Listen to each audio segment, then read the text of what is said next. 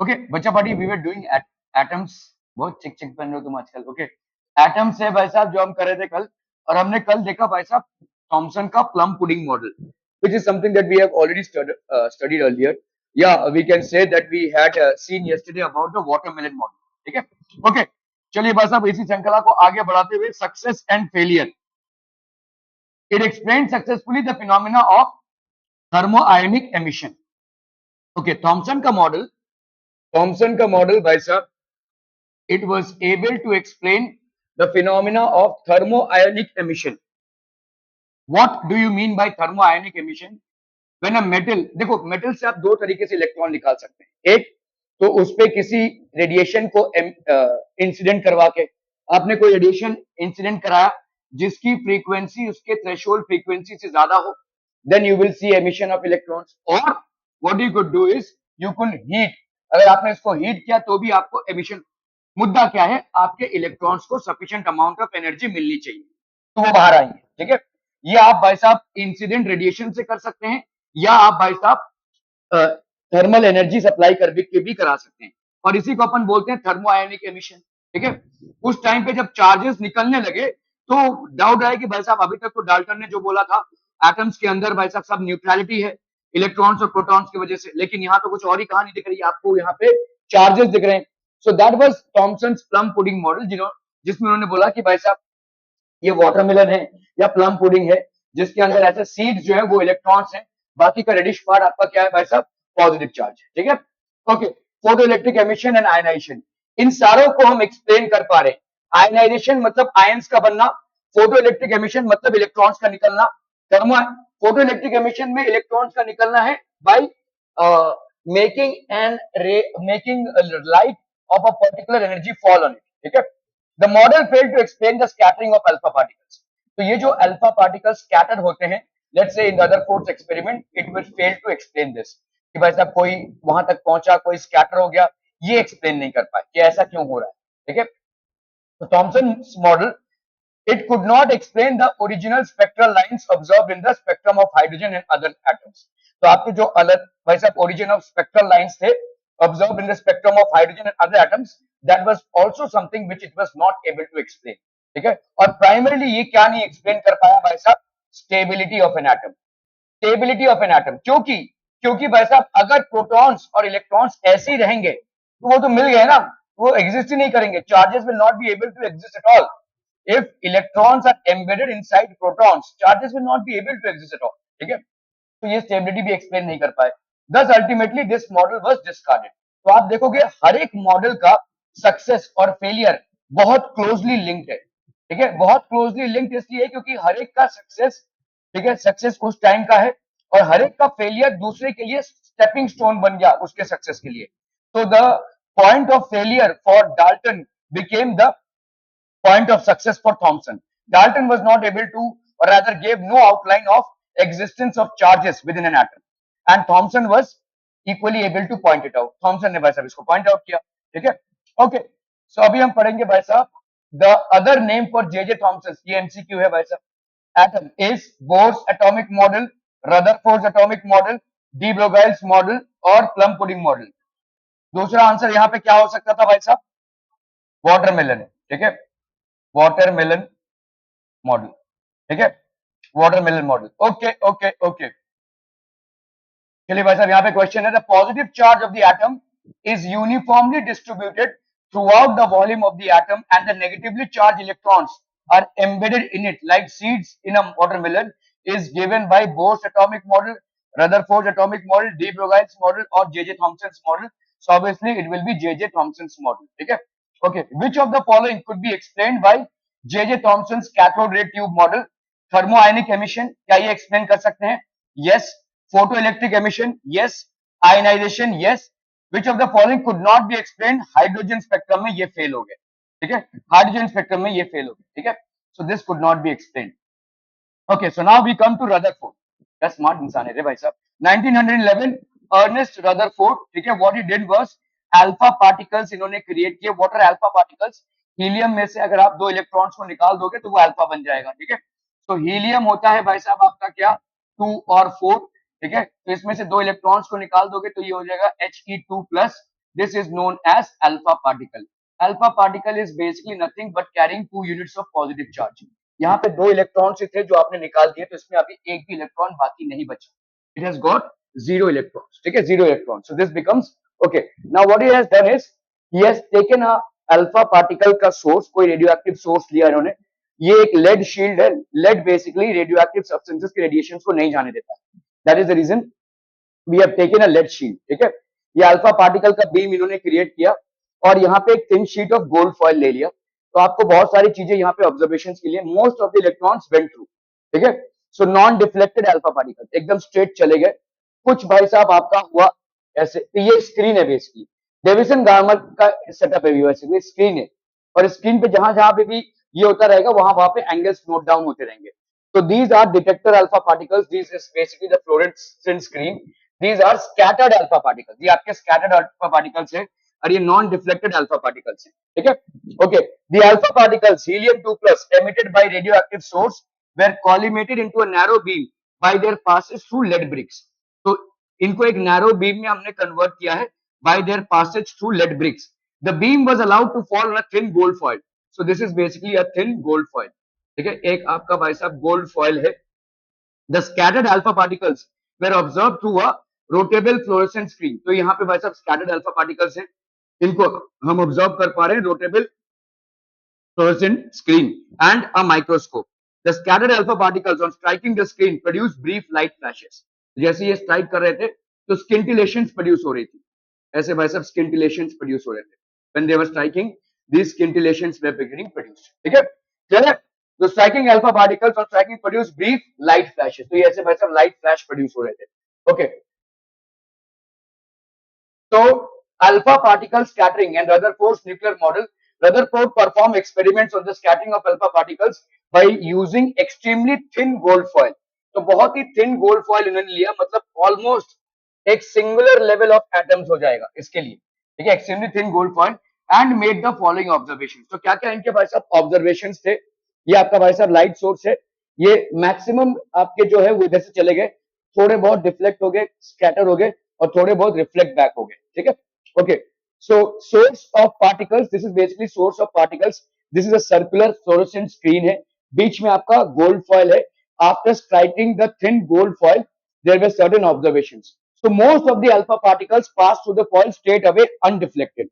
तो ज्यादा आपके अल्फा पार्टिकल्स पास हो रहे हैं. ये आपके 10th में आपने पढ़ा हुआ है कि इनमें कोई डिफ्लेक्शन प्रोड्यूस नहीं हो रहा है. They are passing straight through. ठीक है, okay. Most of them are passing undeflected. Then what is happening. ठीक है, some of them are deflected through small angles. तो कुछ भाई साहब स्मॉल एंगल से डिफ्लेक्ट हुए हैं. ठीक है, ओके. तो आपका ओके, तो ये आपका सोर्स ऑफ अल्फा पार्टिकल है, ये आपका गोल्ड फॉइल है. तो ज्यादा से ज्यादा, ठीक है, आपके most of the alpha particles have gone straight through. कोई डिफ्लेक्शन नहीं दिख रहा है आपको. ठीक है, there is no deflection produce हुआ. थोड़े बहुत अल्फा पार्टिकल्स आपके वेरी स्मॉल एंगल का डिफ्लेक्शन, थीटा एंगल का डिफ्लेक्शन हुआ है. ठीक है, ये आपके डिफ्लेक्टेड और कुछ भाई साहब रिफ्लेक्ट बैक हुए. तो ये आपका डिफ्लेक्टेड अल्फा पार्टिकल. ठीक है, सो ये डिफ्लेक्टेड और कुछ का भाई साहब 180 डिग्री का डिफ्लेक्शन है, मतलब गए और वापस आए, यहां तक पहुंच भी नहीं पाए. यहाँ पे टकरा कर कुछ पहुंचे और कोई वहां तक पहुंच भी नहीं पाए और पीछे आ गए. ठीक है, so this is basically source of alpha particles which is basically a radio active source. और इसको हमने लेड ब्रिक से इन रेडिएशंस को जाने दिया है. We have created a thin beam of alpha particles and this is what we have noticed. Most of the alpha particles have passed away without any deflection. Some have deflected and some have reflected back as well. ठीक है, okay. तो आपका भाई साहब ये देखो lead block है जहां पे अल्फा पार्टिकल का सोर्स है. It is passing through this. ये कॉलीमेटर है जो इसको एक थिन रेडिएशन कर देता है और इस माइक्रोस्कोप से बेसिकली हम देख रहे हैं. ये आपका जिंक सल्फाइड स्क्रीन है. Zinc sulphide is a fluorescent material. ठीक है, तो ये जिंक सल्फाइड होता है. ये होता क्या है भाई साहब, this is a fluorescent material. Fluorescent material पे जैसे ही अल्फा पार्टिकल स्ट्राइक करेगा स्किंटिलेशंस प्रोड्यूस होंगे. ठीक है, these are scattered alpha particles. ये आपके भाई साहब स्कैटर्ड अल्फा पार्टिकल्स है. ये thin sheet of gold foil है. ये वैक्यूम चेंबर है, radio active source of alpha particles. ठीक है, ये आपके radio active source of alpha particles है. Are we understanding the meaning of this experiment. This obviously has been covered in your 9th और somewhere in the 10th standard. तो उससे आपको basic idea तो है. ठीक है, इससे हमको रदरफोर्ड का एटॉमिक मॉडल मिला था. लेकिन अभी हम जिस एस्पेक्ट से इसको पढ़ रहे हैं उस पर हम दो चीजों को कॉन्सेंट्रेट करेंगे. ये जो आपका एंगल है और यहाँ पे जो कुछ रेज गए कुछ रेस गए और वापस आ गए, ठीक है, ये वाला 180 डिग्री रिफ्लेक्शन, ठीक है, ओके। तो अगर आप देखोगे यहाँ पे the trajectory was predicted using Coulomb's law and Newton's law. Coulomb's law क्या बोलता है भाई साहब, आपका फोर्स क्या होता है, K Q one Q two upon R का स्क्वायर, ठीक है, और न्यूटन्स लॉ क्या बोलता है भाई साहब, force is equal to m into a, ठीक है, with the assumption that a very heavy small particle is placed at the centre of the atom which has a positive charge. तो centre of the atom में एक positive charge है और ये nucleus है, भले ही इसका डायमेंशन बहुत स्ट्रॉन्ग, मतलब अगर आप देखोगे न्यूक्लियस का साइज कैसा होता है, कंपेरेबल साइज, अगर एक पूरे फुटबॉल फील्ड में आप एक सरसों का दाना रख दें बीच में, तो उसका जितना साइज होता है as compare to the entire field, that is approximately the size of nucleus in an atom comparably. तो यहाँ पे ऑब्जर्वेशन क्या थे भाई साहब, अपन ने यहाँ पे किस ग्राफ को प्लॉट किया है, number of scattered particles detected, ये आपके स्कैटर्ड पार्टिकल्स हैं, ठीक है, और ये आपका स्कैटरिंग एंगल है। So understand what is scattering angle people, ये है आपका स्कैटरिंग एंगल, ठीक है।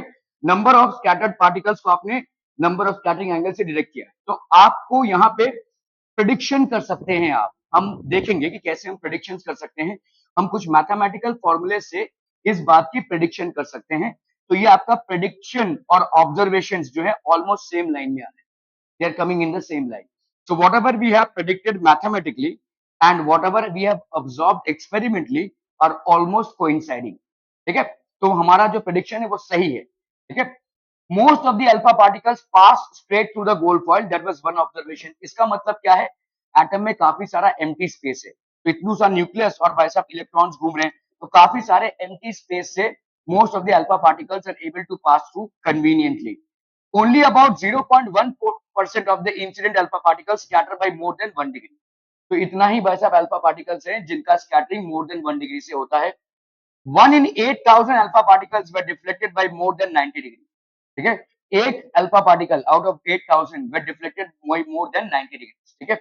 The predicted trajectory is shown by the curve and the observed value is denoted by the dots. Observed value भाई साहब डॉट से denote कर रहे हैं, ठीक है। Significance of the result, Rutherford concluded the following important parts of facts about an atom. As most of the alpha particles pass straight through the foil, so most of the space within the atom must be empty. क्योंकि ये straight जा रहे हैं तो obviously इनके अंदर का space empty होगा, ठीक है।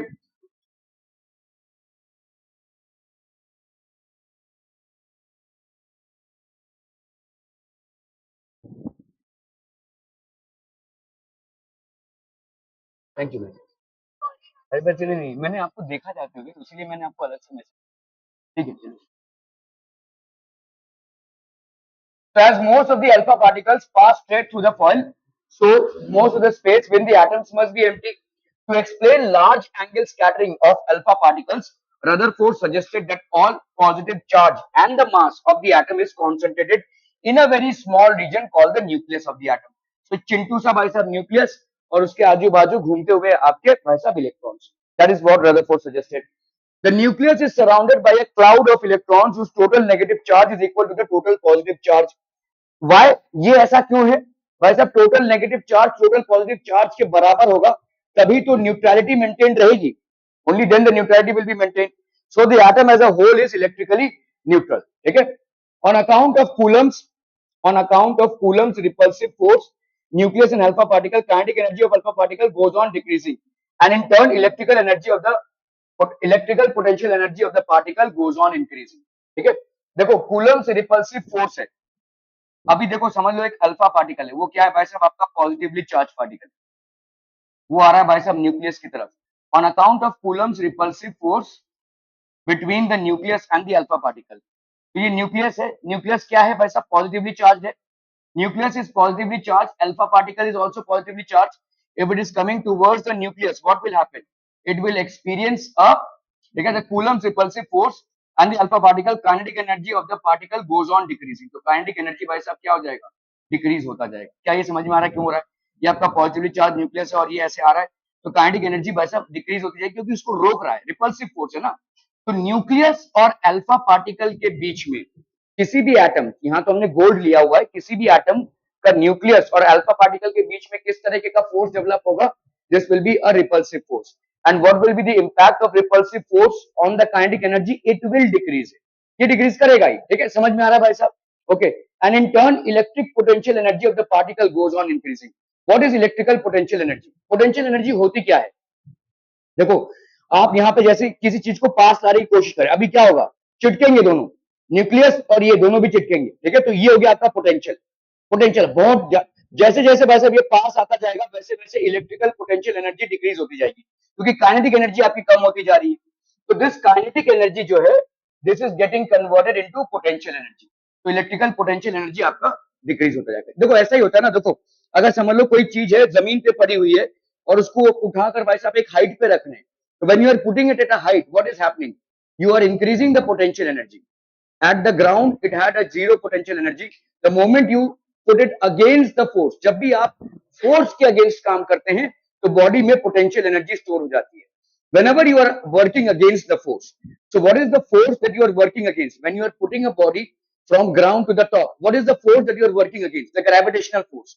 When you are working against the gravitational force, what kind of energy gets stored in the body? The gravitational potential energy. In the same way, when you are trying to bring the alpha particle which is positively charged close to the nucleus which is also positively charged, kinetic energy is decreasing, but at the same time what is happening, the potential energy will increase because you are working against the force. What is the force? Force is that of repulsion, but you are trying to bring this close to it, so you are working against the force. Whenever you work against any force, the body stores potential energy. समझ में आ रहा है ये, ठीक है? Whenever you are working against any force, the body stores potential energy. At a certain distance r naught from the nucleus, the kinetic energy of the alpha particle reduces to zero. The particle stops and it cannot go closer to the nucleus.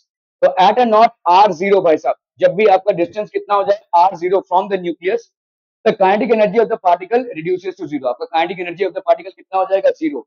The particle stops and it cannot go closer to the nucleus. यहाँ पे stop हो जाएगा, ठीक है, at distance. और इसी को अपन क्या बोलेंगे? Closest distance R O. हम इसको बोलेंगे डिस्टेंस ऑफ क्लोजेस्ट अप्रोच, ठीक है, क्लोजेस्ट अप्रोच का डिस्टेंस है। It is repelled by the nucleus and therefore it reaches its path by 180 degree. ये जा रहा है भाई साहब, ये न्यूक्लियस, ठीक है, ये टर्न मारेगा, ये ठीक है, 180 डिग्री से ये रिवर्स मारेगा, ठीक है। जब वो हेड ऑन कोलिजन में है, एकदम सीधा न्यूक्लियस के तरफ ही जा रहा है, ठीक है। When the alpha particle is approaching the nucleus at one point of time, its kinetic energy will start reducing and it will become zero. Now when it becomes zero, what will happen? The the electrostatic potential energy will take its place, it will move back. क्या ये समझ में आ रहा है? So it is repelled by the nucleus and therefore it reaches its path through 180 degree. Therefore this distance is known as the distance of closest approach. ये भाई साहब आपका देखो न्यूक्लियस है, ठीक है, यहाँ पे अल्फा पार्टिकल आया आया आया आया आया और यहाँ पे रुक गया, तो ये जो डिस्टेंस है न्यूक्लियस से, ये डिस्टेंस आर नॉट जो है वो है आपका डिस्टेंस ऑफ क्लोजेस्ट अप्रोच, ठीक है। अभी इस डिस्टेंस ऑफ क्लोजेस्ट अप्रोच को हम कैसे निकालेंगे?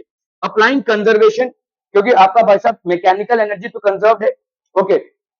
Initial potential energy plus initial kinetic energy of the system will be equal to final potential energy plus final kinetic energy, है कि नहीं भाई साहब? ओके। इनिशियल पोटेंशियल एनर्जी भाई साहब यहाँ पे कितना हो जाएगा? कहीं पे तो था वो क्या, अल्फा पार्टिकल। देखो पोटेंशियल एनर्जी को हम कैसे कैलकुलेट करेंगे, किस एनर्जी को हम कैसे कैलकुलेट करते हैं? फोर्स इनटू डिस्प्लेसमेंट, ठीक है। How is energy calculated? Energy is equal to force into displacement. तो अल्फा पार्टिकल थी भाई साहब इनफाइनाइट डिस्टेंस पे, तो फोर्स कितना हो जाएगा? कूलम फोर्स लगाएंगे हम, ठीक है। What is coulomb force? K Q1 Q2 upon R का स्क्वायर, ठीक है। अभी भाई साहब इनटू डिस्प्लेसमेंट, लेट्स से कोई डिस्प्लेसमेंट हुआ यहाँ पे, लेकिन ये R की वैल्यू क्या होगी? लेट्स से यहाँ पे इनटू R करेंगे ना अपन, into R, force into displacement, let's say you move by distance R, यहाँ पे क्या हो जाएगा? K Q1 Q2 upon R, है कि नहीं? समझ में आ रहा है ये? Okay, so this will be the potential energy of the system. अगर ये पोटेंशियल एनर्जी है तो अभी आप बताइए मुझे, जब पार्टिकल बहुत दूर है, अल्फा पार्टिकल बहुत दूर है, तो इस डिस्टेंस को अपन क्या लिख सकते हैं? इंफिनिटी।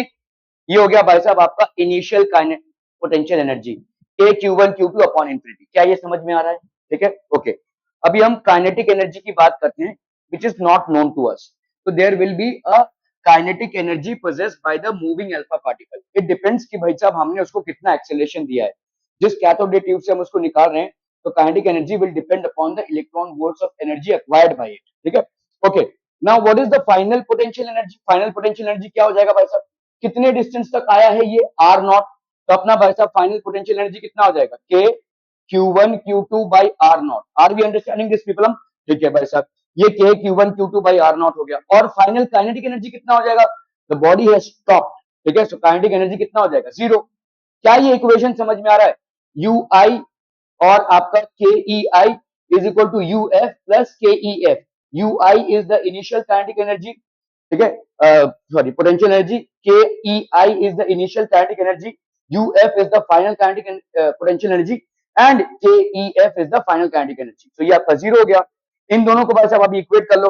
अभी आपको मालूम है कि गोल्ड फॉइल लेवल जो भी आपने फॉइल लिया है, ठीक है, उसका भाई साहब न्यूक्लियस का चार्ज कितना होगा? Z into E, atomic number into E.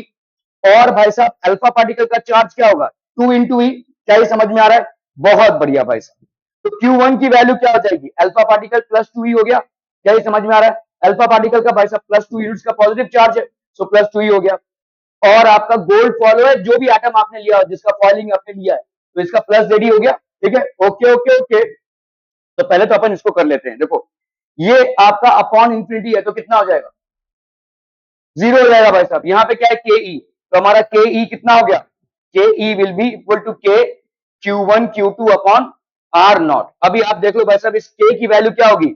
1/4 pi epsilon not. समझ में आ रहा है? ये Q1 की value 2E into Z E upon भाई साहब R not. This is equal to kinetic energy. क्या ये समझ में आ रहा है? ठीक है, तो काइनेटिक एनर्जी आपकी कितनी हो गई? काइनेटिक एनर्जी हो गई भाई साहब, तो अगर हमको आर नॉट निकालना है, डिस्टेंस ऑफ क्लोजेस्ट अप्रोच, इसको इधर ले आओ, ठीक है। So this will be R not is equal to 2E into Z E upon 4 pi epsilon not into K E. क्या ये समझ में आ रहा है भाई साहब? Distance of closest approach 2E is basically the charge of the alpha particle, ZE is the charge of the nucleus। मतलब जो जिसको आप हिट करने वाले हैं उसका यहाँ पे न्यूक्लियस में कितना पॉजिटिव चार्ज होगा? उसका एटॉमिक नंबर होगा number of protons, that is Z into E. Z मतलब क्या होता है? नंबर ऑफ प्रोटॉन्स, और इंटू ई मतलब एक प्रोटॉन का चार्ज कितना होता है? 1.6 इंटू 10⁻⁻19 कूलम पॉजिटिव, ठीक है। ये क्या समझ में आ रहा है कि does it require any explanation? समझ में आ रहा है? Is this clear? ठीक है, ओके। तो अभी आप अगर भाई साहब naturally maximum kinetic energy of the alpha particle, तो आपका maximum kinetic energy alpha particle का कितना है? 7.7 मेगा इलेक्ट्रॉन वोल्ट। इससे ज्यादा आप काइनेटिक एनर्जी अल्फा पार्टिकल के लिए क्रिएट नहीं कर सकते। This is the maximum kinetic energy naturally जो क्रिएट कर सकते हैं, वो है आपका 7.7 मेगा इलेक्ट्रॉन वोल्ट। बहुत हंसी आ रही है नंदिनी? तो Z फॉर गोल्ड एटम कितना हो जाएगा भाई साहब? 79। एटॉमिक नंबर गोल्ड का भाई साहब 79 है, ठीक है।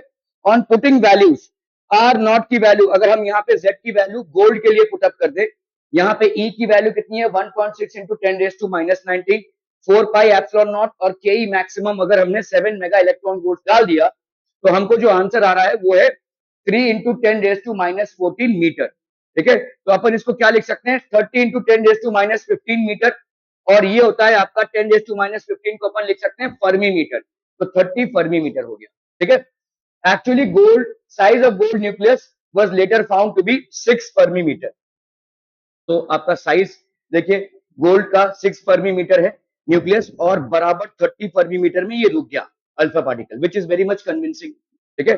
अगर उल्टा होता तो आपका कैलकुलेशन गलत था। समझ में आ रहा है ये? तो आपका काइनेटिक एनर्जी या आपका distance of closest approach will be this.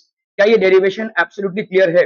Formula याद रखने की जरूरत नहीं है, सिर्फ आपको याद रखना है कि initial kinetic energy plus final kinetic energy will be equal to initial kinetic energy plus initial potential energy will be equal to final kinetic energy plus final potential energy. उससे आप भाई साहब आर ओ या के ई दोनों की value निकाल सकते हैं। अगर आपको आर ओ दिया है तो के ई की वैल्यू निकाल सकते हैं, अगर के ई दिया है तो आपको आर ओ की वैल्यू निकाल सकते हैं, ठीक है। क्लियर है? Distance of closest approach, okay okay okay. तो आप देखो ये अल्फा पार्टिकल है जो स्ट्राइक करने वाला था न्यूक्लियस को, ये यहाँ पे रुक जाएगा। लेट्स से ये वाला डिस्टेंस आपका आर ओ है। क्या ये समझ में आ रहा है भाई साहब? This distance is R O, so it actually is coming to strike the nucleus, but since the nucleus is positively charged by an amount of Ze and alpha particle is charged positively by an amount of 2e, it will come and halt at this place which is at a distance of r naught from the nucleus, ठीक है। So charge on the alpha particle भाई साहब कितना है, +2e। Charge on the scattering nucleus भाई साहब कितना है, Ze। ठीक है, okay, where Z is the atomic number of the foil atoms. Initial kinetic energy भाई साहब कितना है आपका, ½ mv²। इलेक्ट्रोस्टैटिक पोटेंशियल एनर्जी भाई साहब कितनी होती है, तो यहाँ पे हो गया कि R0 की वैल्यू समझ में आ रही है, क्योंकि आपने इसको R से मल्टीप्लाई किया है, फोर्स इंटू डिस्प्लेसमेंट। ठीक है, काइनेटिक एनर्जी मतलब कोई भी एनर्जी, एनर्जी होती क्या है भाई साहब, होती है फोर्स इंटू डिस्प्लेसमेंट। भाई साहब फोर्स यहाँ पे क्या है, कूलम्स फोर्स है, which is K Q1 Q2 upon R का स्क्वायर, डिस्टेंस से मल्टीप्लाई करो R, तो ये हो गया भाई साहब कितना, potential energy K Q1 Q2 upon R। क्या ये समझ में आ रहा है भाई साहब, तो आपका भाई साहब यहाँ पे इनिशियल काइनेटिक एनर्जी कितना हो जाएगा, Q1 Q2 that is 2Ze और ये Ze। ठीक है, 2 इलेक्ट्रॉन Ze और ये हो गया आपका R0। कंजर्वेशन ऑफ एनर्जी आपका जैसे हमने देखा, जो काइनेटिक एनर्जी पोटेंशियल एनर्जी के बराबर होगा, so what you are getting is this. ठीक है, ये वाला आपका आ रहा है, देखो काइनेटिक एनर्जी आप यहाँ पे लिख सकते हो, काइनेटिक एनर्जी की वैल्यू कितनी आ गई, 1/4πε0 2Ze का स्क्वायर अपॉन R0। ठीक है, यही चीज हमने किया भाई साहब, यहाँ पे वही चीज है। ठीक है, के ई 1/4πε0 2Ze का स्क्वायर अपॉन R0। ठीक है, the same thing here it is 2Ze का स्क्वायर अपॉन R0। क्लियर है, क्लियर है, 1/4πε0 2Ze का square upon R0।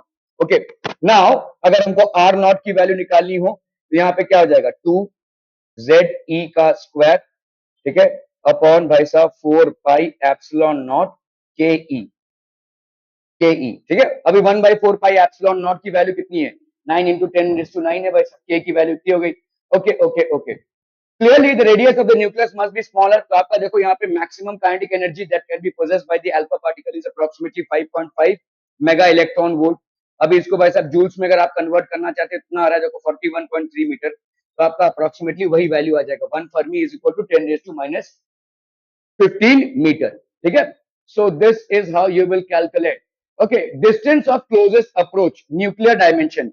What is the distance of closest approach, distance of closest approach is wherein the alpha particle is heading for a collision with the nucleus, but this will not happen because inherently both are positively charged, and hence what will happen, there will be a repulsive force।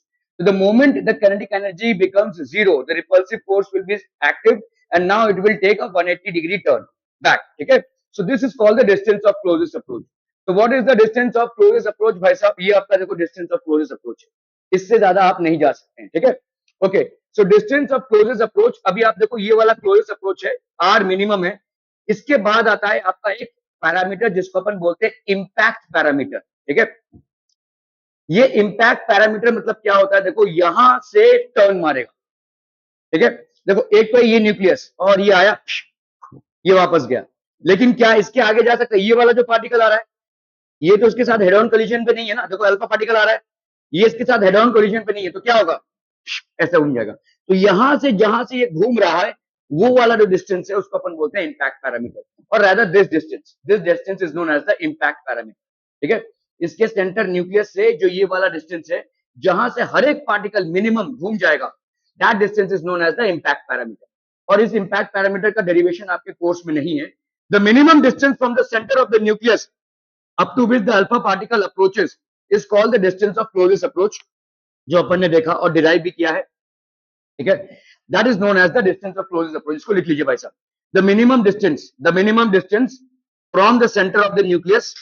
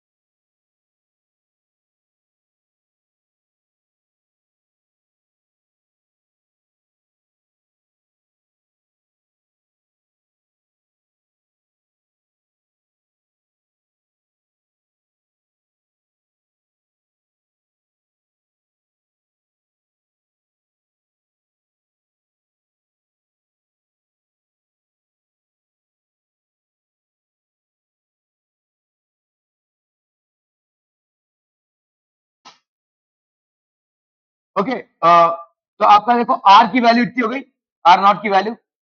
Are we clear through this derivation people हम?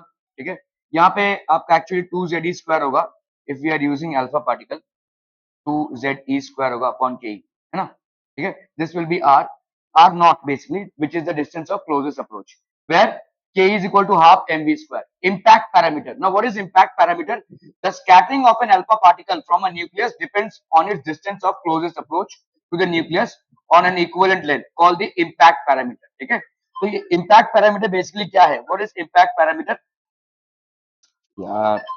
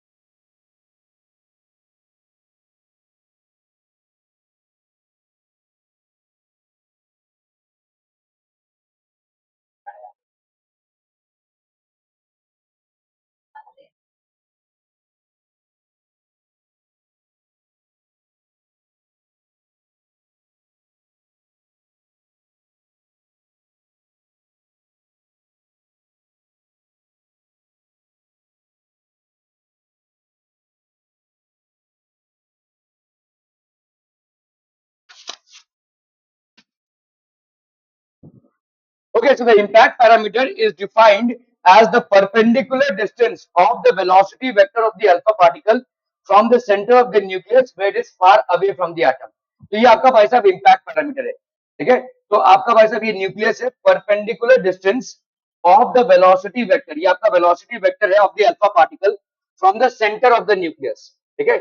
Center of the nucleus where it is far away from the atom. तो इसको लिख लीजिए भाई साहब, impact parameter क्या है? What is impact parameter? इसका डेरिवेशन आपके कोर्स में नहीं है, और डेरिवेशन ऑफ क्लोजेस्ट अप्रोच आपके कोर्स में है।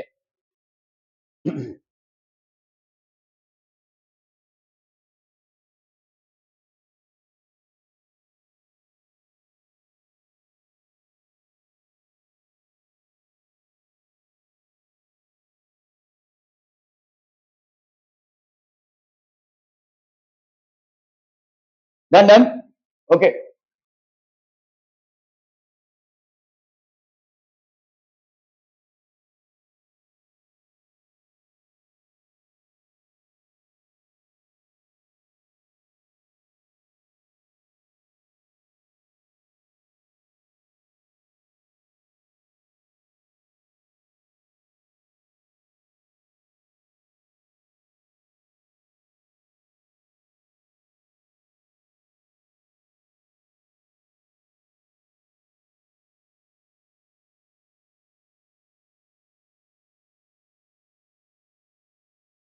ओके ओके, चलिए भाई साहब, from experiments one can notice for large impact parameters the repulsive force experience by the alpha particle is weak. तो इम्पैक्ट पैरामीटर को अगर लार्ज होना है तो repulsive force is weak because of its inverse square law character. Inverse square law के हिसाब से मतलब जो भी देखो आपके ऐसे फोर्सेस होते हैं जो कॉन्टैक्ट लेस फोर्सेस होते हैं, they will always be inversely proportional to the square of the distance, ठीक है? And the alpha particle passes almost undeflected. For small impact parameter, the repulsive force is large, and so the alpha particle is scattered through a large angle. For a head-on collision, when the alpha particle just aims at the center of the nucleus, the impact parameter B is equal to 0. इसको लिख लीजिए भाई साहब। Head-on collision में आपका भाई साहब impact parameter B will be equal to 0, और scattering angle कितनी हो जाएगी भाई साहब आपकी 180 डिग्री, ठीक है? For head-on collision, impact parameter B is equal to 0 and scattering angle theta is equal to 180 degree. That is, alpha particle is reversed back along its original path.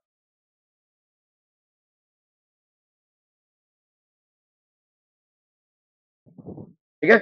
Thus, the shape of the trajectory of the scattered alpha particles depends upon the impact parameter and the nature of the potential field. तो किस तरीके का trajectory ये adopt करता है, ठीक है? Shape of the trajectory of the scattered particles depends upon the impact parameter and the nature of the potential of the field. Okay? Impact parameter का फॉर्मूला लिख लीजिए, Rutherford deduced the following relationship between the impact parameter and the scattering angle. तो ये B है आपका impact parameter 1/4 pi epsilon not Z E square cot theta by two, where theta is the scattering angle. ये derivation आपके course में नहीं है, ये आपका हो गया भाई साहब स्कैटरिंग एंगल, ठीक है। और ये हो गया भाई साहब आपका के, ठीक है। के मतलब आपका काइनेटिक एनर्जी है, this is basically the kinetic energy. Z आपका हो गया भाई साहब एटॉमिक नंबर किसका भाई साहब, of the foil, atomic number of the foil used. Gold तो 79 होगा और बाकी कुछ होगा तो उसके हिसाब से उसका एटॉमिक नंबर होगा, ठीक है। 1/4 पाई एप्सिलॉन नॉट, इसकी वैल्यू तो 9 इंटू 10⁻⁹ हो जाएगी भाई साहब, 9 into 10⁻⁹ Z E square cot theta by two upon half M B square. The scattering experiments provide a method for investigating the nature of the forces involve, ठीक है। कह रहा है ये वाला फॉर्मूला लिख लीजिए, impact parameter b is equal to 1/4 pi epsilon not Z E square cot theta by two upon K, that is kinetic energy. Only about 0.14% of the incident alpha particles scatter by more than, बहुत ही कम भाई साहब, बहुत ही कम, 0.14% of the incident alpha particles, इस पूरे incident alpha particles में से 0.14% scatter by more than 1 degrees, ठीक है। About 1 in 8,000 reflect by more than 90 degrees. Number of scattered particles in a particular direction, ठीक है। Number of scattered particles in a particular direction, ये आपका कितना हो जाएगा, ये लिख लीजिए भाई साहब, ये भी आपका कोर्स में नहीं है, मतलब डेरिवेशन नहीं है। Number of scattered particles will be directly proportional to 1 by sine raise to 4 theta by two, where ये नंबर, ये क्या हो जाएगा भाई साहब, this is basically number of scattered particles, number of scattered particles, ये जो नंबर है, ठीक है, number of scattered particles, this will be directly proportional to 1 by sine raise to 4 theta by two. ये थीटा आपका भाई साहब क्या है, स्कैटरिंग एंगल है, जिसकी वैल्यू आप इम्पैक्ट पैरामीटर से डिटरमिन कर सकते हैं, where theta is the scattering angle. Clear? Are we clear on this one, people? Number of scattered particles will be inversely proportional to sine raised to 4 theta by 2. Okay, bhai sahab. Impact parameter. So what is impact parameter, bhai sahab? The perpendicular distance of the velocity vector. ये आपका भाई साहब velocity vector of the alpha particles from the center of the nucleus when it is far away from the nucleus is known as the impact parameter. तो centre of the nucleus से भाई साहब जो perpendicular distance होता है velocity vector का, when the alpha particle is far away from the nucleus, that is known as impact parameter, ठीक है। तो ये आपका ट्रैजेक्टरी ऑफ द पार्टिकल है, ये ऐसे जा रहा है भाई साहब, ठीक है। तो ये इसका एक एंगल बन रहा है which is known as the scattering angle, ये आपका हो जाएगा स्कैटरिंग एंगल, ठीक है। Okay, this is known as the scattering angle, impact parameter हो जाएगा भाई साहब। What is impact parameter, 1/4 pi epsilon not Z E square cot theta by two upon kinetic energy, 1/4 pi epsilon not Z E square cot theta by two upon kinetic energy, ठीक है। तो हम यहाँ पे बोल सकते हैं, देखो यहाँ पे बाकी सारी चीजें तो भाई साहब ऑलमोस्ट कांस्टेंट हो गए भाई साहब, यहाँ पे देखो 1/4 पाई एप्सिलॉन नॉट आपका कांस्टेंट हो गया, ठीक है। जेड ई स्क्वायर ये भी भाई साहब आपका कांस्टेंट ही हो गया, और काइनेटिक एनर्जी तो गिवन होती है, 5.5 mega electron volt is the maximum amount of kinetic energy that can be actually possessed by the alpha particles. तो आपका ये जो cot थीटा बाई टू यही वेरी करेगा, तो B is directly proportional to cot theta by 2, which is impact parameter is generally directly proportional to the scattering angle, cot of the half of the scattering angle, ठीक है। So where Z is equal to atomic number, E is equal to charge of electron, theta is equal to scattering angle, M is equal to mass of alpha particle, and V is velocity of the alpha particle. Okay. Rutherford scattering experiment conclusion क्या हो गया भाई साहब? Most of the mass and all the positive charge of an atom is concentrated in a very small region called the atomic nucleus. पहले भी पढ़ चुके हैं कोई इसमें भाई साहब. Nucleus is positively charged and its size is of the order 10 raised to minus 15 meter, which is 1 Fermi meter. ठीक है? So 1 Fermi meter is equal to 10 raised to minus 15 meter. Most of the space in an atom is empty. ठीक है? And the electrons revolve around the nucleus like planets revolve around the sun. ठीक है? So impact parameter is the perpendicular distance from the velocity vector of the alpha particle at the center of the nucleus. ये भाई साहब आपका perpendicular distance है, ठीक है। Impact parameter is what बच्चा party, is the perpendicular distance from the initial velocity vector of the alpha particle from the center of the nucleus. Trajectories by alpha particle depends upon the impact parameter of collision. ठीक है। Smaller the impact parameter collision, the collision resulted in larger scattering. ठीक है, जितना आपका smaller होगा impact parameter उससे ज्यादा collision होगा. For large impact parameters alpha particle goes nearly undeviated and has a small deflection. ठीक है, for large impact parameters. In case of a head-on collision, the impact parameter is minimum and the alpha particle rebounds. तो भाई साहब alpha particle rebound कर जाए. ठीक है, देखो यहाँ पे अपना इम्पैक्ट पैरामीटर भाई साहब क्या आया था, फिर से बताइए formula. 1/4 pi epsilon not Z E square cot theta by 2 upon K E लिख सकते हैं, हाफ एम बी स्क्वायर. ठीक है, इसको भाई साहब इसको अपन क्या लिख सकते हैं, बी इज इक्वल टू के लिख सकते हैं, 1/4 पाई एप्सिलॉन नॉट को जेड ई स्क्वायर. ठीक है, इसको अपॉन के ई लिख सकते हैं और इसको इंटू 1/tan θ/2 लिख सकते हैं, tan θ/2 लिख सकते हैं भाई साहब. ठीक है, अभी हमको मालूम है कि भाई साहब tan 2θ इसकी वैल्यू भाई साहब क्या होती है, tan 2θ is equal to under root of 1 minus cos theta upon 1 plus cos theta. ऐसा ही होता है भाई साहब यहाँ पे. नहीं, tan 2θ की value in terms of cos theta कितनी आती है यार, 1 minus cos theta upon 1 plus cos theta.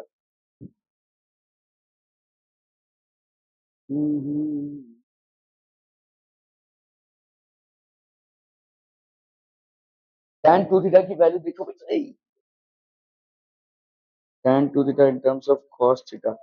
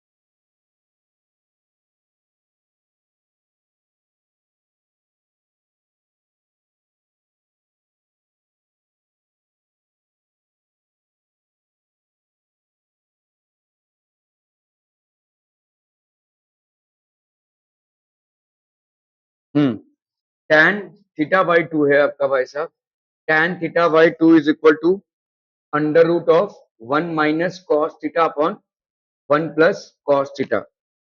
tan θ/2 is 1 minus cos theta upon 1 plus cos theta. तो इसको अपन क्या लिख सकते हैं भाई साहब, के जेड ई का square potential kinetic energy tan θ/2, मतलब अभी आपका भाई साहब ये ऊपर चला जाएगा, सो that will B 1 plus cos theta upon 1 minus cos theta. ठीक है, वही फॉर्मूला है भाई साहब. ठीक है, बी इन फर्मी मीटर्स हम निकाल रहे हैं. Most of the space, so what are the conclusions? Most of the space inside the atom is empty because a very few particles are actually scattered or even deflected back. Okay, a positive charge occupies a small space inside the atom. There is a positively charged center in an atom called the nucleus. Nearly all the mass of the atom resides in the nucleus. सारा mass जो है तो nucleus के अंदर है. The electrons revolve around the nucleus in circular paths. The size of the nucleus is very small as compared to the size of the atom. Are we clear? Clear on this one, people? Okay. चलिए बस अब यहाँ पे एक सवाल है, देखो. When an alpha particle of mass m is moving with a velocity v bombards a heavy nucleus of charge Ze, its distance of closest approach from the nucleus m depends upon, किस पे distance पे depend करेगा भाई साहब, distance of closest approach alpha की value कितनी कितनी हो जाएगी भाई साहब. अरे डिस्टेंस ऑफ क्लोज अप्रोच कितना है, अरे देखने की जरूरत क्या है. काइनेटिक एनर्जी तो भाई साहब इधर इनिशियल पोटेंशियल एनर्जी तो जीरो ही पता है, यहाँ पे फाइनल पोटेंशियल एनर्जी आपका कितना हो जाएगा, K Q1 Q2 by are का स्क्वायर. फाइनल काइनेटिक एनर्जी तो आपका जीरो है. सिंपल, फटाफट भाई साहब यहाँ पे के ई की वैल्यू क्या हो जाएगी, के आपका यहाँ पे हो गया ई और ये हो गया जेड ई का स्क्वायर, ये 2 ई होगा एक्चुअली अपॉन आर का स्क्वायर. ठीक है, तो यहाँ पे हाँ R R R sorry R ना, K Q1 Q2 by are. ठीक है, the alpha particle of mass m moving with a velocity v bombards a heavy nucleus Ze. Okay, ठीक है, Ze its distance of closest approach from the nucleus. Distance of close approach ये हो गया आपका are not. तो are not की value क्या हो जाएगी, के 2 ZE का square upon kinetic energy, that is how much, K2ZE का square upon half mv square, half mv का स्क्वायर, ये हो गया आर नॉट। तो आर नॉट की वैल्यू भाई साहब कितनी हो गई, K4ZE का स्क्वायर बाई mv का स्क्वायर, ठीक है। So it depends upon what the distance of closest approach depends upon obviously r is inversely proportional to or by 1 by m, है कि नहीं भाई साहब, ठीक है। ये हो जाएगा भाई साहब आपका, क्लियर है? Are we clear on this one people? Distance of closest approach r naught is inversely proportional to m. Okay okay okay okay. तो आपका देखो यहाँ पे हाइड्रोजन स्पेक्ट्रा क्या है, hydrogen gas which is excited at low pressure by passing an electric current through it emits radiation.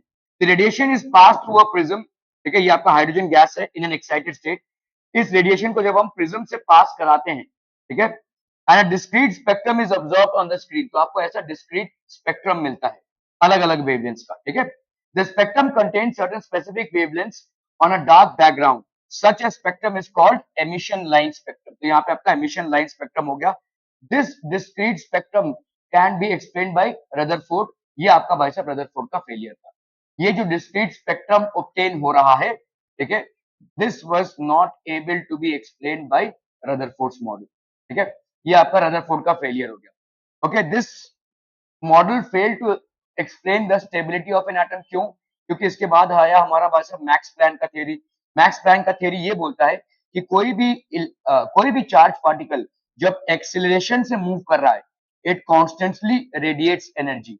So if an electron is moving around the nucleus, it will constantly radiate energy, and if it is radiating energy, what will happen is it will lose its radius and finally land up in the nucleus, so it will cease to exist, ठीक है।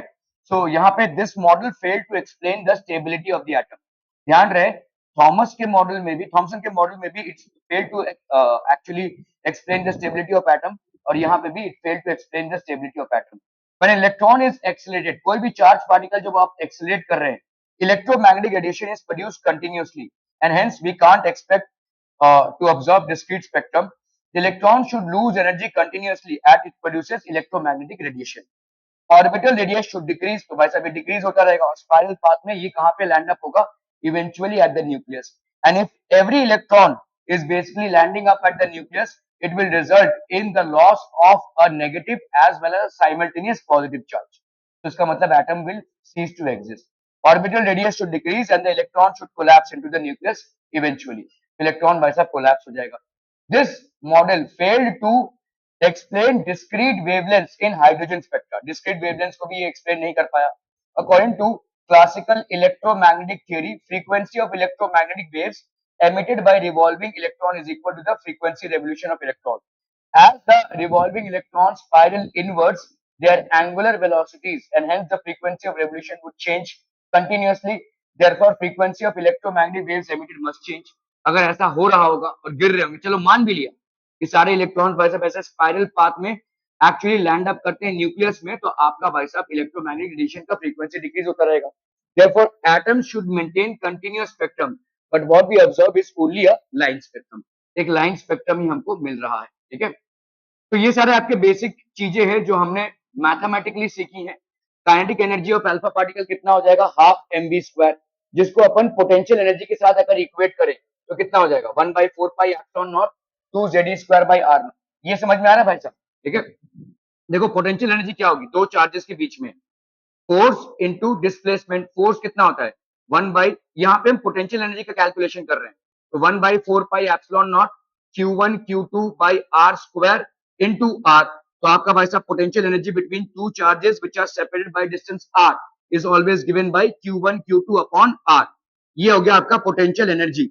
Electrostatic potential energy between two charges Q1 and Q2 which are kept at a distance of r between them, ठीक है। तो अगर हम भाई साहब यहाँ पे कर रहे हैं इसको, तो आपका यहाँ पे अल्फा पार्टिकल का चार्ज कितना हो जाएगा भाई साहब 2e, और जो आपने centrally positively charge nucleus use किया है उसका हो जाएगा Ze अपॉन r, है कि नहीं। तो alpha particle kinetic energy of the alpha particle भाई साहब कितना हो जाएगा, this will B 1/4 pi epsilon not. इसके साथ हम छेड़खानी नहीं करेंगे, 2 से 2 को कैंसिल करने की कोई जरूरत नहीं है, क्योंकि स्ट्रेट अवे आपको 9 इंटू 10⁹ दे देगा, ठीक है। यहाँ पे अपन क्या करेंगे भाई साहब, 2 की बात पहले से क्यों लिख रहे हैं, 2ze का square upon R, so that will be the potential energy. ठीक है, this will be the potential energy. क्या ये समझ में आ रहा है भाई साहब? ओके, ये हो गया आपका पोटेंशियल एनर्जी। काइनेटिक एनर्जी हो गया आपका कितना, हाफ एम वी का स्क्वायर। तो ये हाफ एम वी का square is equal to 2ze का square upon 4 pi epsilon nought R nought. ठीक है, डिस्टेंस ऑफ क्लोजेस्ट अप्रोच भाई साहब आपका कितना हो जाएगा? This is the distance of closest approach. ठीक है, इजीली कैलकुलेट। इम्पैक्ट पैरामीटर आपको याद रखना है क्योंकि ये इसका डेरिवेशन नहीं है। इम्पैक्ट पैरामीटर आपका हो जाएगा 1/4 pi epsilon nought ZE square, ठीक है, cot theta by 2 upon the kinetic energy. ठीक है, क्लियर क्लियर क्लियर भाई साहब। Distances R nought and B are in metre, kinetic energy is in joule, velocity in metre per second. यहाँ पे इसका value 1/4 pi epsilon not का 9 into 10⁻⁹ और यहाँ पे इलेक्ट्रॉन का 1.6 इंटू 10⁻⁻19। ठीक है, इसी बात पे हम करेंगे दो चार सवाल। Okay, what is the distance of close approach? Distance of closest approach पूछा है आपसे तब जब आपका 5 mega electron volt proton approaches a gold nucleus. ठीक है, इलेक्ट्रॉन वोल्ट को जब हम जूल्स में कन्वर्ट करते हैं तो किससे मल्टीप्लाई करते हैं? 1.6 इंटू 10⁻⁻19 से। और अगर जूल्स को हम इलेक्ट्रॉन वोल्ट में कंपेयर करते हैं तो किससे डिवाइड करते हैं? 1.6 इंटू 10⁻⁻19 से। ठीक है, ओके, तो अभी हमको यहाँ पर what is the distance of closest approach मैंने 5 मेगा इलेक्ट्रॉन वोल्ट, तो आपका काइनेटिक एनर्जी भाई साहब इसका कितना हो जाएगा? काइनेटिक एनर्जी भाई साहब हो जाएगा आपका, what is the distance of closest approach, ये हो गया आपका kinetic energy. Let's say kinetic energy is 5, तो यहाँ पे काइनेटिक एनर्जी इसका कितना है? 5 mega electron volt. 5 mega electron volt मतलब 5 इंटू 1.6 इंटू 10⁻⁻19 जूल्स। ये हो गया इसका kinetic energy which is how much? 15 6 90 होता है ना, तो ये हो गया आपका 9। ठीक है, 9 और एक पॉइंट चला गया, 9 इंटू 10⁻⁻19 जूल्स। ये हो गया भाई साहब इसका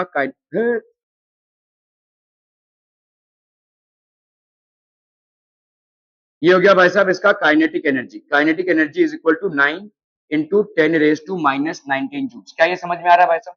this is kinetic energy. Okay, अभी हम करेंगे भाई साहब यहाँ पे आर ओ की वैल्यू निकालना है हमको। तो आर यू मतलब कब हो जाएगा? जब आपका पोटेंशियल एनर्जी काइनेटिक एनर्जी के बराबर हो जाए। तो के 2ze का स्क्वायर अपॉन आर, है ना, k2ze का स्क्वायर अपॉन आर, ये हो गया आपका भाई साहब potential energy. This will be equal to kinetic energy, that is 9 into 10⁻⁻19 joules. तो आपको आर नॉट की वैल्यू निकालनी है, तो यहाँ पे क्या करेंगे? के की वैल्यू कितनी हो जाएगी? 9 इंटू 10⁻⁹ ठीक है, इंटू 2 इंटू जेड की value, what is the distance of gold nucleus? Gold में मतलब जेड का वैल्यू हो जाएगा 79। ठीक है, इंटू ई का स्क्वायर, दैट इज 1.6 इंटू 10⁻⁻19 इसका भाई साहब square upon R not. R not की वैल्यू कितनी आ गई है भाई साहब? 9 इंटू 10⁻⁻19, ये हो जाएगा भाई साहब आर नॉट का वैल्यू। ठीक है, तो 9 into 10⁻⁹ into 79 into 1.6 into this, two कहाँ गायब हो गया भाई साहब? अच्छा, प्रोटॉन है, आई एम सो सॉरी, यहाँ पे अल्फा पार्टिकल नहीं है, आई एम सो सॉरी, ये टू नहीं लगेगा भाई साहब, ये टू नहीं लगेगा। ठीक है, ये टू नहीं लगेगा। देखो यहाँ पे ऐसा ही होता है, अगर आप सिर्फ फॉर्मूला पढ़ के जाएंगे ना तो यही गलती होगी। तो यहाँ पे टू नहीं लगेगा, टू इसलिए लगाते क्योंकि अगर अल्फा पार्टिकल है तो प्रोटॉन का एक ही भाई साहब 1.6 ही होगा। तो यहाँ पे हो जाएगा 9 into 10⁻⁹ that is 79 into 1.6 into 10⁻⁻19 इसका स्क्वायर अपॉन भाई साहब, हाँ 5 भी होगा ना भाई साहब, नहीं 16 इंटू 5, 6 इंटू 5 9 आ गया भाई साहब। ठीक है, इंटू 10⁻⁻13 कहाँ से आ गया भाई साहब? अच्छा, इसको कर लिए। अच्छा, मेगा भी है ना, ओ ओ ओ ओ ओ, ओ। यहाँ पे भाई साहब मेगा है तो 10⁻⁶ होगा, this will be 13, this will be 13, this will be R nought. ठीक है, क्लियर है भाई साहब? Are we clear on this one people? क्या ये समझ में आ रहा है? क्या हुआ, गड़बड़ है कुछ? नहीं। ओके, सीबीएसई का सवाल एनसीईआरटी में था भाई साहब, इन ग्राइगर मार्सन एक्सपेरिमेंट, इसकी जरूरत नहीं पड़ेगी basically. What is the distance of closest approach? यहाँ पे आपको आर नॉट की वैल्यू पूछी है, यहाँ पे आपका काइनेटिक एनर्जी दिया हुआ है कितना है भाई साहब? 7.7 मेगा इलेक्ट्रॉन वोल्ट। इसको अगर कन्वर्ट करना है तो this will be 7.7 into 10⁻⁶ up into 1.6 into 10⁻⁻19 joules. इसका कर लो भाई साहब, कितना आ रहा है? 7.7 इंटू 1.6 कितना आ रहा है? 7.7 इंटू 1.6, 7 6 42, 7 6 42 प्लस 4 46, यहाँ पे हो गया 7 1 7 7 1 7 2 7 + 6 13, 7 + 1 8 + 4 12, ठीक है 12.32। हाँ, जब मैंने निकाल लिया तब बोल के फायदा क्या भाई साहब, इतनी मेहनत हो गई हमारी। 12.32 इंटू ये हो गया 10⁻⁻13 जूल्स, ठीक है, ये हो गया आपका kinetic energy. This is basically your kinetic energy, ठीक है 12.32 इंटू 30। ओके, अभी आपका भाई साहब क्या है यहाँ पे, close approach to nucleus, alpha particle before it comes momentarily and reverses direction। Geiger Martin experiment में आपका जो एटम यूज होता है, the atom is basically or rather the foil is that of gold, और गोल्ड का भाई साहब आपका जो एटॉमिक नंबर है दैट इज 79, ठीक है। तो यहाँ पे वही चीज है भाई साहब, kinetic energy will be equal to 1/4πε0 Q1। Q1 की वैल्यू यहाँ पे हो गई भाई साहब 2 इलेक्ट्रॉन, है ना, इंटू इंटू इंटू भाई साहब आपका ZE अपॉन भाई साहब आर नॉट, ठीक है। तो आर नॉट की वैल्यू यहाँ पे हो गई 9, इसको लिख रहा हूँ भाई साहब 9 इंटू 10⁻⁹ इंटू 2 इंटू ई का स्क्वायर दैट इज 1.6 इंटू 10⁻⁻19 इसका square into Z that is 79, ठीक है, अपॉन भाई साहब आपका काइनेटिक एनर्जी। काइनेटिक एनर्जी कितना निकाला है आपने, 12.32 इंटू 10⁻⁻13 जूल्स, ठीक है। तो 9 इंटू 10⁻⁹ 279, 1.6 ये पूरा पूरा करेक्ट है, 7.7 into 1.6 into 10⁻⁻13, this is approximately giving you 30 fermi-meter। So the radius of gold nucleus is less than 30 fermi-meter। In fact, the actual radius of gold nucleus is approximately 6 fermi-meter, ठीक है। Okay, okay, okay। A beam of alpha particles of velocity this much is scattered by a gold foil. Find the distance of closest approach of alpha particle to the gold nucleus। The value of charge is to mass ratio for alpha particle is 4.8 into 10⁻⁷, ठीक है। तो कर ले बैठे भाई साहब, charge is to mass ratio दिया हुआ है यहाँ पे E/m that is equal to 4.8 into 10⁻⁷, सारा यूनिट भाई साहब आपका SI यूनिट में है, ठीक है। Z की वैल्यू यहाँ पे कितनी है भाई साहब 79। अल्फा पार्टिकल्स भाई साहब वेलोसिटी आपको दी हुई है कितनी है 2.1 इंटू 10⁻⁷, ठीक है। फाइंड द डिस्टेंस, तो आपको आर नॉट की वैल्यू निकालनी है। तो kinetic energy is equal to potential energy. Kinetic energy की वैल्यू यहाँ पे कितनी हो जाएगी, काइनेटिक एनर्जी की भाई साहब वैल्यू हो जाएगी 1/4πε0, ठीक है, टू ZE का square upon R not. This should be equal to भाई साहब आपका, सॉरी ये पोटेंशियल एनर्जी हो गया, हाफ mv का स्क्वायर, ठीक है। Potential energy is equal to kinetic energy. तो आपका यहाँ पे भाई साहब क्या वैल्यू निकालनी है हमको, आर नॉट। तो आर नॉट को अगर हमने इधर किया तो इधर कितना हो जाएगा बोलो, 4ZE का स्क्वायर, ये 2 और 2 मल्टीप्लाई हो गए, 4ZE का स्क्वायर अपॉन 4πε0 इंटू mv का स्क्वायर, ठीक है। तो कर लेते हैं भाई साहब यहाँ पे 4 into Z that is 79 into e का स्क्वायर दैट इज 1.6 इंटू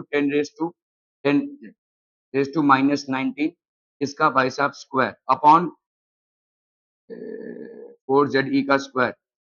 1/4πε0 की वैल्यू कितनी हो जाएगी, 9 इंटू 10⁻⁹ 9 इंटू 10⁻⁹, ठीक है, अपॉन भाई साहब यहाँ पे 1/4π। एम की वैल्यू कितनी हो गई भाई साहब, यहाँ पे अल्फा पार्टिकल की मास दी हुई है।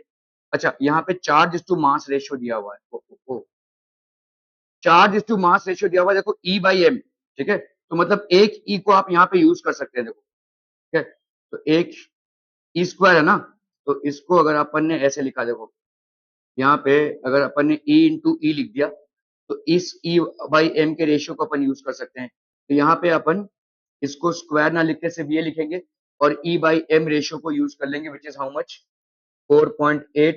This is equal to 4.8 into 10⁻⁷। तो यहाँ पे ये यूज हो गया, ठीक है। बाकी नीचे क्या आ जाएगा भाई साहब आपका v का स्क्वायर, और v का स्क्वायर भाई साहब कितना है 2.1 इंटू 10⁻⁷ इसका भाई साहब स्क्वायर, ठीक है।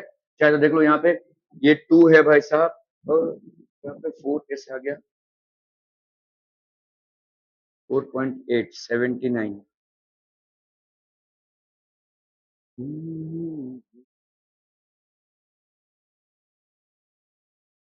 एक्चुअली में वही हो रहा है, देखो 4ZE का स्क्वायर, यहाँ पे 2 को अलग से, दूसरा वाला 2 कहाँ चला गया,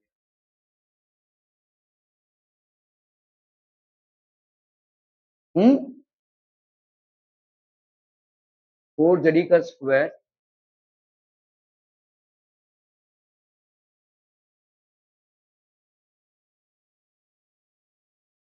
यहाँ पे 2em को ऐसे ले लिया यार, ये गलती है। चार्ज इस टू मास रेशियो लेना था और इस 2 को इस 2 से मल्टीप्लाई करना था ना, यहाँ पे 4 आएगा। 4 इंटू 1/4 बाई एप्सिलॉन का मैंने लिखा नहीं, 9 इंटू 10⁻⁹ ये 4 होगा, ये 9 इंटू 10⁻⁹ होगा, दिस विल बी 79, ठीक है। 1.6 इंटू 10⁻⁻19 एक ई का, और ये 4.8 इंटू 10 रेस टू, हाँ charge is to mass ratio, yes correct है। अल्फा पार्टिकल का charge is to mass ratio, alpha particle का चार्ज कितना है, 2e तो है, ठीक है, दो पॉजिटिव चार्ज है मतलब 2e है, 2e/m, हाँ ये करेक्ट है भाई साहब, यहाँ पे मेरी गलती हुई है, ये 2e/m ही होगा। that is equal to 4.8 into 10⁻⁷, ठीक है, ओके दिस इज करेक्ट। तो यहाँ पे आपका 2e/m ही लेना पड़ेगा, क्योंकि अल्फा पार्टिकल का चार्ज टू मास रेशियो है, ठीक है, ये basically the value of charge to mass ratio for alpha particle, तो ऑब्वियसली दिस विल बी 4.8, ठीक है। 2 इंटू 9 इंटू 10⁻⁴ ठीक है, 79 z की वैल्यू, 1.6 इंटू 10⁻⁻19 v स्क्वायर की value into this is going to give you this R nought, okay ठीक है भाई साहब। The number of particles scattered at 60 degrees is 100 per minute in an alpha particle scattering experiment using gold foil. Calculate the number of alpha particles per minute scattered at 90 degree angles. तो हमने भाई साहब यहाँ पे देखा, क्या देखा भाई साहब, n की वैल्यू क्या है, is proportional to sin raise to 4 theta by 2। n की वैल्यू भाई साहब क्या है, proportional to sin raise to 4 theta by 2, ठीक है। तो ये क्या है आपका, number of alpha particles scattered at an angle theta, ठीक है। तो नंबर ऑफ अल्फा पार्टिकल्स, तो n अगर हम 90 अपॉन n 60 कर दें, तो यहाँ पे हो जाएगा sine raise to 4 60/2 upon sine raise to 4 90/2, ठीक है। So this will be 60/2 that is 30, sine raise to 4 30/2, sine 30/2 कितना हो जाएगा भाई साहब आपका, अंडर रूट सॉरी 1/2 का 4 टाइम्स, और साइन 90/2 बाई 1/√2 का 4 टाइम्स, ठीक है। सो दैट विल बी 1/16, और ये हो गया भाई 1/4, है ना। सो this will B 1/16 into 4, that will B 1/4, ठीक है, ओके। तो n90 की वैल्यू भाई साहब 1/4, the number of particles carried 60 100 पर मिनट, ओके ठीक है। तो अपना ये रेशियो आ गया, देखो n90 अपॉन n60 की वैल्यू इतनी आ गई, तो ये दिया हुआ है भाई साहब 100 पर मिनट है, तो n90 की वैल्यू कितनी हो जाएगी, 1/4 into n60 which is how much, 1/4 into 100 पर मिनट, ये हो गया, तो ये हो गया 25, so that is how 25 particles पर मिनट, ठीक है, ओके ओके ओके। अब बस भाई साहब, अब क्या करेंगे आप लोग, अब क्या करेंगे, छुट्टी दे दूं, मैथ्स का क्लास है ना तुम्हारा, हाँ अच्छा जी,